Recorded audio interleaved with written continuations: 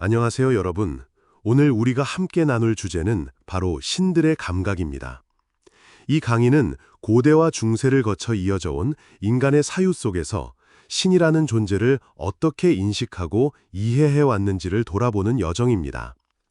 신에 대한 감각은 단순히 감각이 아니라 인간 존재의 가장 깊은 내면에서 비롯되는 것입니다.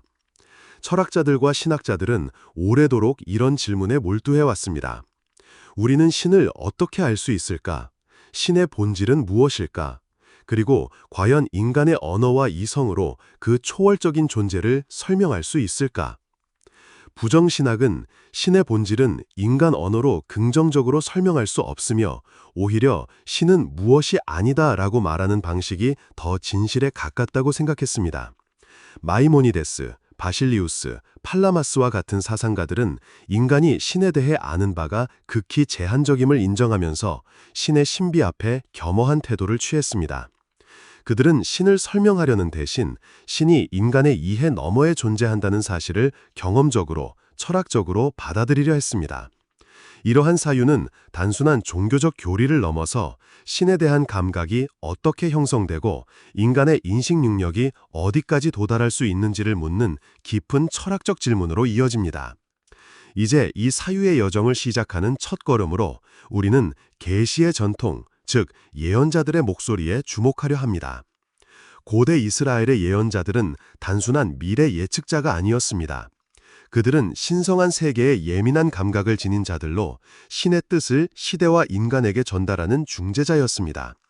그들의 메시지는 하나님과의 직접적인 체험에서 비롯된 것으로 세상과 인간 그리고 존재 자체를 통찰하는 신학적, 철학적 의미를 품고 있습니다.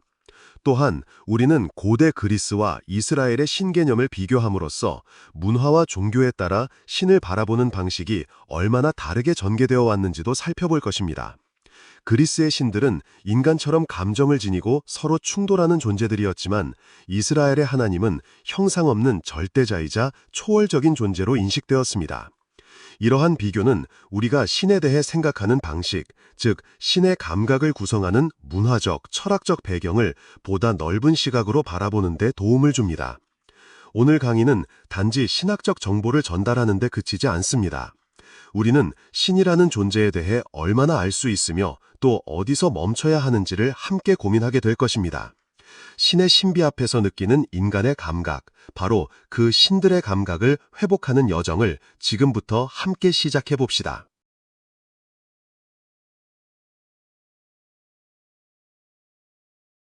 여러분, 이번 시간에는 고대 그리스와 그들의 종교 전통 속에서 예언자가 어떤 존재였는지를 살펴보겠습니다.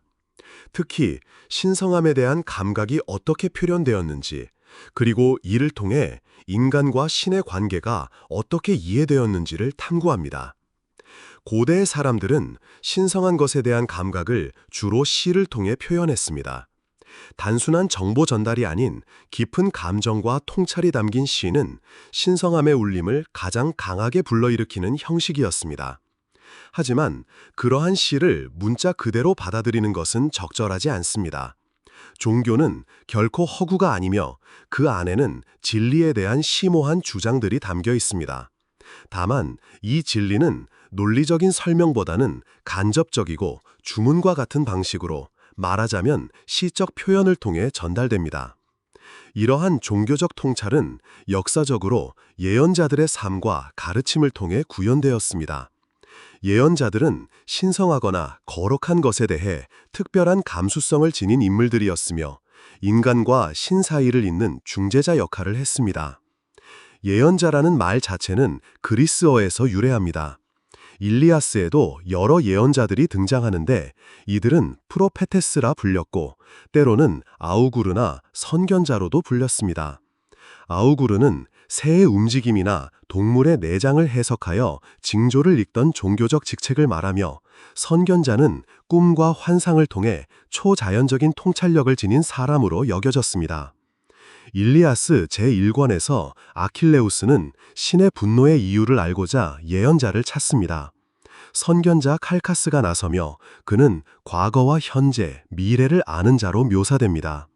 그는 신 아폴론의 분노가 아가멤논이 제사장의 딸을 납치한 데서 비롯되었으며 이 문제를 해결하기 위해서는 소녀를 돌려보내고 제물을 바쳐야 한다고 말합니다. 여기서 희생 제물은 단순한 의식이 아니라 속죄와 회복을 위한 실천적 행위였습니다. 이처럼 예언자들은 단순히 미래를 예측하는 사람이 아니었습니다. 그들은 신의 존재와 의지를 감지하는 특별한 감각을 지닌 자들이었습니다. 이 감각은 자연과 인간의 정신, 그리고 역사의 흐름 속에서 느껴지는 거칠고도 황홀한 힘을 인식하는 능력입니다. 예언자들은 시대의 징조를 식별하고 자연 세계의 리듬을 감지하며 미래를 암시하는 기운을 현재 속에서 포착했습니다.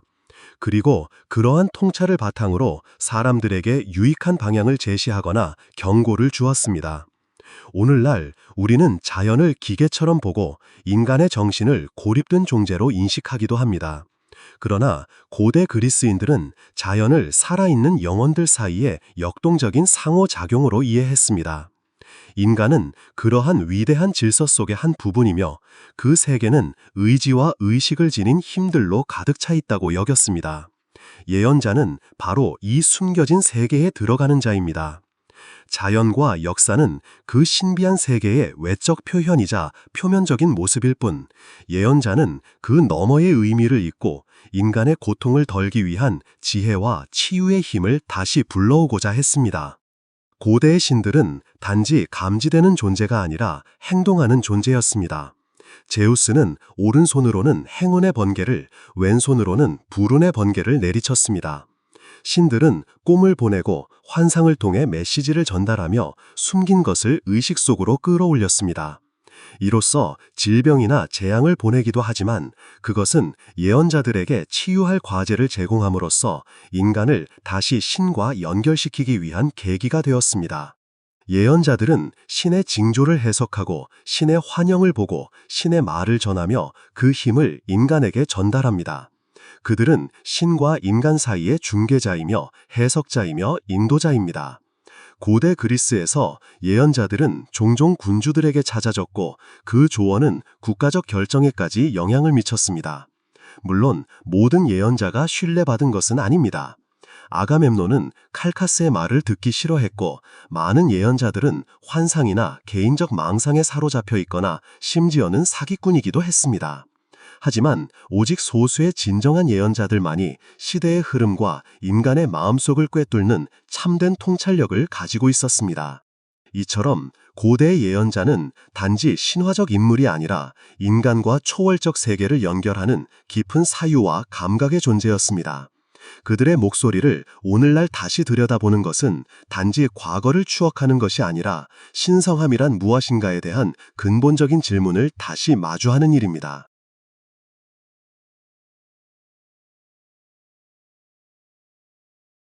고대 이스라엘과 유다는 오늘날 이스라엘과 팔레스타인 지역, 지중해 동쪽 끝자락에 존재했던 두 왕국입니다. 이 지역은 원래 10개 부족으로 구성된 유목사회였으며 이들 부족은 고유한 예언자 전통을 지니고 있었습니다. 예언자들은 단순한 미래 예측자가 아니라 신의 뜻을 백성에게 전달하고 공동체의 중요한 결정에 신적 인도를 제공하는 영적 지도자였습니다. 이들은 신의 뜻을 해석하기 위해 다양한 방식으로 신과 교감했습니다. 대표적으로 우림과 둠밈이라는 도구를 사용했는데 이는 아마도 2개의 돌로 구성되어 있었을 가능성이 큽니다. 이 돌들을 던져 신의 의중을 파악했다고 전해지며 결과에 따라 예 혹은 아니요의 답을 얻었을 것으로 추측됩니다. 오늘날의 눈으로 보면 다소 원시적으로 보일 수 있지만 당대에는 신의 메시지를 받는 진지한 시도로 여겨졌습니다. 예언자들은 꿈과 환상, 황홀경을 통해 신과 소통했습니다. 요셉은 꿈 해석에 능했던 대표적 인물로 이집트의 예언자들과의 대결에서도 뛰어난 통찰력을 보여줬습니다. 아브라함도 환상을 통해 신적 존재와 대화를 나눴고 그로부터 아들을 얻으리라는 예언을 받았습니다. 이는 예언자들이 신과의 만남을 일상적 체험으로 인식했음을 보여줍니다. 특히 고대 이스라엘에서는 신의 영이 예언자에게 직접 임하는 체험이 중요했습니다. 예언자들은 음악과 춤을 통해 황홀경 상태에 이르렀고 이 상태에서 신의 메시지를 받아 전달했습니다. 사무엘상 10장에는 이 같은 장면이 잘 나타나 있습니다. 예언자 무리가 악기를 연주하며 산당에서 내려오는 장면에서 그들과 함께한 사람에게도 신의 영이 임해 그는 다른 사람이 됩니다. 이는 예언의 순간 인간이 신적 존재와 얼마나 밀접하게 연결될 수 있는지를 보여줍니다. 사무엘상 10장 5, 6절입니다. 너는 예언자들의 무리를 만나게 될 것이다. 그들은 산당에서 내려오며 앞에서 비파와 소고와 피리와 수금이 연주되고 그들이 예언할 것이다. 그때 여호와의 영이 내게 임하여 너도 그들과 함께 예언하게 될 것이며 너는 다른 사람이 될 것이다. 예언자들은 또한 심령적 능력을 통해 자연세계에 영향을 미쳤습니다. 엘리야는 대표적인 인물로 하늘에서 불을 내리고 죽은 자를 살리는 기적을 보여주며 신의 권능을 증명했습니다. 그의 삶은 불수레를 타고 하늘로 승천하면서 마무리됩니다. 이러한 이야기들은 예언자가 단순히 메시지를 전달하는 자에 그치지 않고 신의 힘을 직접 경험하고 구현하는 존재였음을 시사합니다. 그리스나 바빌로니아 등 다른 고대 사회에서도 예언자들은 존재했지만 이스라엘에서 예언자들이 담당했던 역할과 신개념은 독특한 발전을 이루게 됩니다. 이 중요한 전환점은 기원전 6세기 바빌론 유수라는 역사적 사건을 계기로 시작됩니다. 이 시기 이스라엘 민족은 바빌로니아 제국에 의해 포로로 잡혀갔고 이 유배의 경험 속에서 깊은 신학적 성찰이 일어났습니다. 이 시기의 대표적인 예언 문헌은 구약 성경 이사야서 40장부터 55장까지의 구절들로 학계에서는 이를 제2 이사야라고 부릅니다. 이는 한 사람의 작품이 아닌 유배시대 여러 예언자들의 시와 말씀을 모은 것으로 알려져 있습니다.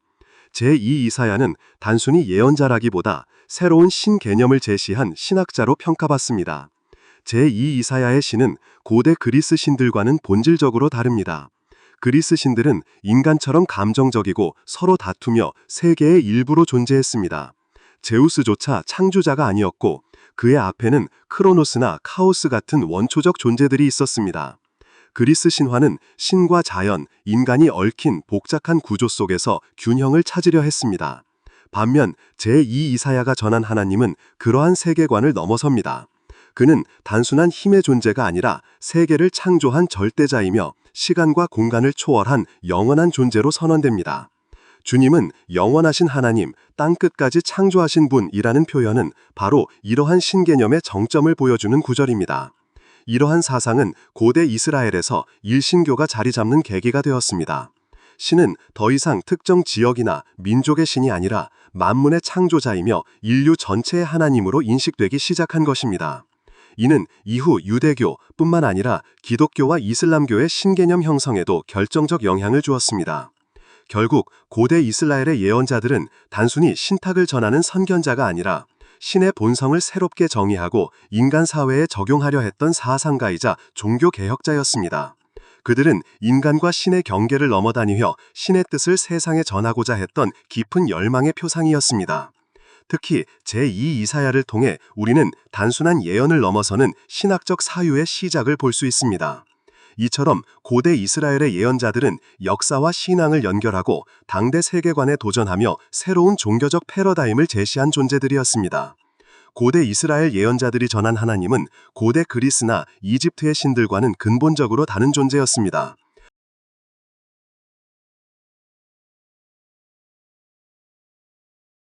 모세와 이사야가 만난 하나님, 곧 이스라엘의 하나님은 부모가 없으며 대지나 혼돈에서 태어난 존재가 아닙니다.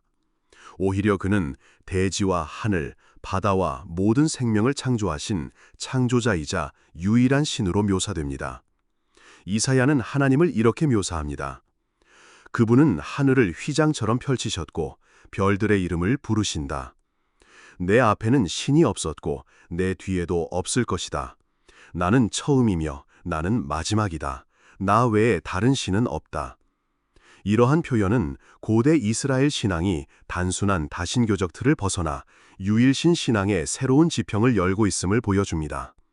이 하나님은 말씀만으로 천지와 별들, 생명체와 자연의 질서를 창조한 절대자였습니다. 사실 유일신 사상은 이스라엘에서만 처음 등장한 것은 아닙니다. 기원전 14세기경 이집트의 파라오 아크나톤은 아텐이라는 유일신을 숭배하는 종교개혁을 시도했으나 실패했습니다. 백성과 제사장들은 전통적인 다신교에 머물렀고 그의 개혁은 오래가지 못했습니다.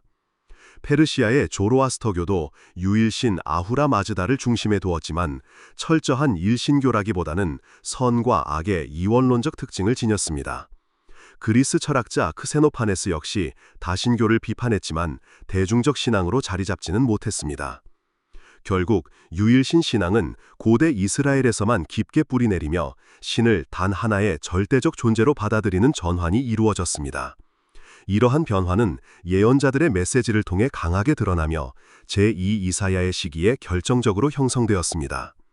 이 시기의 하나님은 단순한 자연신도 민족신도 아니며 오직 하나뿐인 창조자이자 영원한 존재로 선포됩니다. 주님은 영원하신 하나님, 땅끝까지 창조하신 분이시다. 그렇다면 이스라엘의 하나님의 이름은 무엇이었을까요?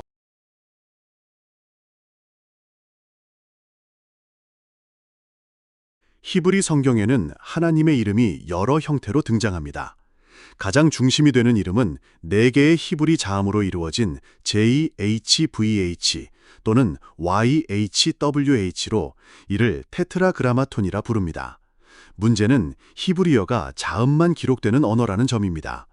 정확한 모음이 기록되지 않았기 때문에 이 이름이 어떻게 발음되었는지는 정확히 알 수 없습니다. 기원전 3세기경부터 유대인들은 이 이름을 너무 거룩하게 여겨 직접 발음하지 않게 되었고 대신 아도나이, 즉 주님이라는 표현으로 대체했습니다.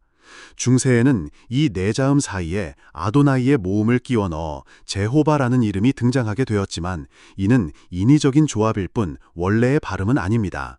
오늘날 다수의 학자들은 원래의 발음이 야훼였을 가능성이 크다고 보고 있습니다. 따라서 이 강의에서는 야훼라는 이름을 사용해 설명하겠습니다. 물론 이 역시 정확히 증명된 것은 아닙니다. 하나님의 이름이 최초로 등장하는 장면은 출애굽기 3장에 나타납니다. 모세는 불타는 떨기나무 가운데서 하나님의 부르심을 받습니다. 이 장면에서 하나님은 모세에게 자신을 나는 나다 라고 소개하십니다. 이는 단순한 자기소개가 아니라 하나님이 존재의 본질임을 선언하는 말입니다. 하나님은 모세에게 이스라엘 자손에게는 야훼께서 너를 보내셨다고 말하라고 하시며 자신의 이름을 알려주십니다. 이 이름은 히브리어 동사 있다 또는 존재하다를 뜻하는 하야에서 파생된 것으로 그는 있다, 그는 될 것이다 등으로 해석됩니다.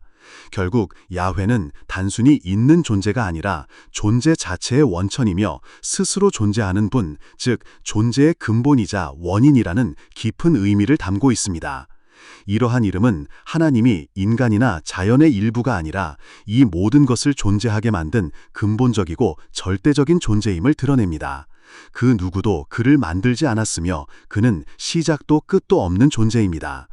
고대 그리스의 제우스나 바빌로니아의 마르둑 같은 신들은 혼돈이나 다른 신들로부터 태어났지만 야훼는 그 어떤 존재에 의해서도 만들어지지 않았으며 오직 스스로 존재하시는 분입니다.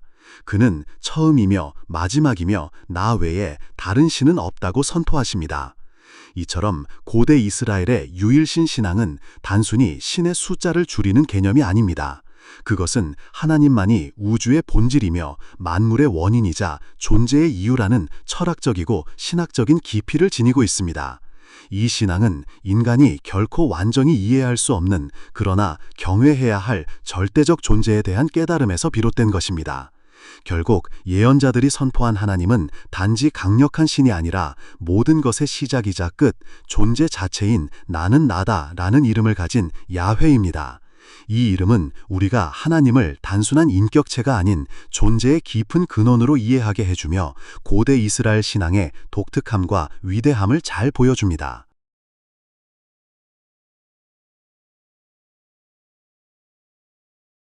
유대교에서 하나님을 어떤 형상으로도 묘사하지 않는다는 원칙은 매우 중요한 신앙의 핵심입니다. 이는 단순한 종교적 금기를 넘어서 하나님이 어떤 존재인지를 정의하는 깊은 신학적 선언입니다. 예루살렘 성전에서 가장 상징적인 공간인 지성소는 이 신앙을 가장 잘 보여줍니다. 지성소는 하나님의 임재가 머무는 곳으로 여겨졌지만 그 안에는 어떤 신상도 조각상도 존재하지 않았습니다. 대신 거기에는 금으로 덮인 작은 나무 상자, 즉 언약궤가 있었고 그 위에 날개를 펼친 두 천사의 형상이 조각되어 있었습니다. 그러나 이 형상들조차 하나님 자체를 묘사한 것이 아니었습니다. 오히려 하나님은 형상이 없으며 그 어떤 모습으로도 표현될 수 없는 존재라는 믿음을 상징적으로 드러낸 것입니다. 이는 모세가 받은 10계명 가운데 하나, 너를 위하여 어떤 형상도 만들지 말라는 명령과 직결됩니다. 제2 이사야서는 이렇게 말합니다. 너희는 하나님을 누구와 비교하려 하느냐? 하나님과 비슷한 형상을 무엇으로 만들려 하느냐? 이 구절은 하나님을 어떤 구체적인 형상으로 환원하려는 모든 시도를 명확히 거부합니다. 유대교에서 하나님은 어떤 피조물이나 상상 속 존재와도 닮을 수 없는 완전히 다른 차원의 존재이기 때문입니다. 반면 기독교 예술에서는 역사적으로 하나님을 인간의 모습으로 묘사하는 일이 자주 있었습니다. 예컨대 미켈란젤로의 시스티나 성당 천장에는 하나님이 노인의 모습으로 그려져 있습니다. 하지만 이러한 표현은 유대인이나 무슬림에게는 충격적으로 다가옵니다. 유대교와 이슬람에서는 하나님을 묘사하는 것 자체가 신성 모독으로 여겨지기 때문입니다. 하나님이 어떤 형상도 가질 수 없다는 믿음은 단순한 회피나 부정이 아니라 하나님의 초월성과 무한성을 인정하는 고백입니다. 하나님은 어떤 조형물로도 말로도 심지어 인간의 이성으로도 완전히 설명될 수 없는 분입니다. 그는 세계를 창조한 절대자이며 존재 자체의 근원이기에 그 어떤 피조물과도 비교될 수 없습니다. 출애굽기 3장에서 모세는 하나님의 이름을 묻습니다. 사실 그는 단순한 호칭을 묻는 것이 아니라 하나님의 본질과 정체를 묻고 있었던 것입니다. 이에 대한 하나님의 대답은 간단하면서도 심오합니다. 나는 나다. 에흐예 아쉐르 에흐예. 이 대답은 하나님이 스스로 존재하며 그 존재가 그 자체로 완전하고 제한받지 않는다는 선언입니다. 인간의 언어로는 결코 다 담을 수 없는 존재의 근원이자 창조주로서의 본질이 이 한 문장에 응축되어 있습니다. 정리하자면 유대교에서 하나님은 형상을 거부하는 존재, 곧 인간이 그릴 수도 상상할 수도 없는 초월적 실제로 여겨집니다. 이는 하나님이 단순히 보이지 않는 신이기 때문이 아니라 그가 존재 자체를 뛰어넘는 분이기 때문입니다. 유대 신앙의 중심에는 바로 이 형상이 없는 하나님, 말로 표현할 수 없는 초월적 창조주가 자리하고 있습니다.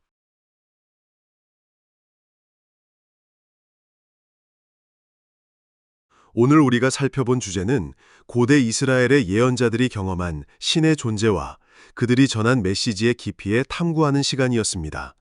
예언자들은 단순히 미래를 예고하는 자가 아니라 신의 뜻을 전하고 그들의 신앙을 삶으로 실천한 중요한 인물들이었습니다. 이들은 하나님을 만나는 특별한 방법을 통해 신과의 소통을 시도했고 이를 통해 그들이 전한 메시지가 단지 역사적인 사건을 넘어 인간 존재와 세상에 대한 깊은 통찰을 제공합니다. 이스라엘의 하나님은 다른 신화 속 신들과는 확연히 다른 면모를 보입니다. 그들은 하나님을 단순한 자연의 힘이나 운명의 신으로 이해하지 않았습니다. 하나님은 초월적이고 형상이 없으며 인간의 이해를 넘어서는 존재로 묘사됩니다. 하나님은 모든 것을 창조한 창조주로서 그의 본질은 존재 자체에 있음을 선언하셨습니다. 이 존재 자체로서의 하나님은 고대 그리스 신화의 신들과는 근본적으로 다른 개념이었으며 이는 유대교와 기독교 신앙의 핵심이 됩니다. 우리는 또한 하나님의 이름에 담긴 의미를 통해 하나님이 인간의 지식으로는 결코 알 수 없는 존재임을 깨닫게 되었습니다. 모세가 하나님의 이름을 묻고 하나님이 나는 나다 라고 답하신 것은 단순한 대답이 아닙니다. 이는 하나님의 본질이 인간의 이해를 넘었으며 인간이 신을 형상화하거나 제한할 수 없다는 중요한 신앙적 메시지를 담고 있습니다. 이러한 신앙적 원리는 현대의 신앙생활에도 여전히 큰 영향을 미칩니다. 하나님의 본질은 무한히 신비롭고 우리가 온전히 이해할 수 없다는 사실은 신앙의 본질적인 겸손을 일깨워줍니다. 또한 우리는 하나님을 어떤 형상이나 이미지로 묘사할 수 없다는 점에서 하나님의 초월적 존재를 인식하며 그분의 뜻을 존중하고 경외하는 마음을 가질 수 있습니다. 결국 오늘의 강의는 단순히 고대 이스라엘의 예언자들에 대한 이해를 넘어서 우리가 오늘날 어떤 신앙을 가질 것인가에 대한 중요한 성찰을 제공합니다. 우리가 믿는 하나님은 단순히 역사적 인물이 아닌 여전히 살아계시고 우리의 삶 속에서 함께 하시는 존재입니다.